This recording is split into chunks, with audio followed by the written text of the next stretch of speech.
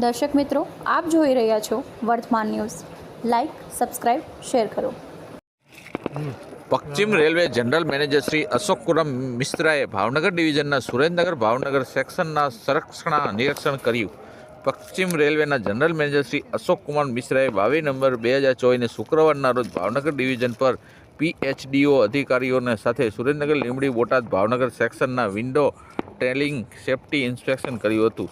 તેમણે આ સેક્શનમાં ચાલી રહેલા વિકાસ કાર્યોની વિગતવાર માહિતી મેળવી હતી અને સંબંધિત અધિકારીઓને જરૂરી અને યોગ્ય નિર્દેશન આપ્યા હતા. તેમણે સુરેન્દ્રનગર લીંબડી બોટાદ ભાવનગર સેક્શનને railway station, colony, bridge, curve, underbridge, દવાખાના 120 કિલોમીટર પ્રતિ કલાકે ઝડપી સ્પીડનું ટ્રાયલનું સુરક્ષા નિરીક્ષણ કર્યું હતું. લીંબડીમાં રેલવે કોલોની પરિસરમાં જનરલ મેનેજરની હાજરીમાં રેલવે સ્ટાફ અને તેમના પરિવારના સભ્યો દ્વારા વૃક્ષારોપણ કરવામાં આવ્યું હતું. રેલવે કોલોની નિરીક્ષણ દરમિયાન જનરલ મેનેજર રેલવે કર્મચારીઓના પરિવારજનો સાથે વાત કરી અને તેમની સમસ્યાને જાણવાનો પ્રયાસ કર્યો.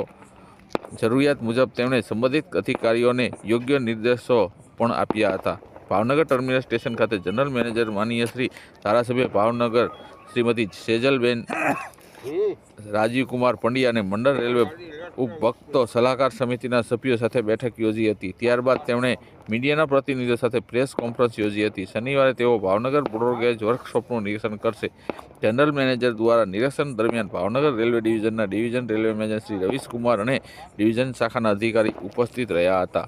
વર્ધમાન ન્યૂઝ, પટ્ટી ઘનશ્યામ, વઢવાણ.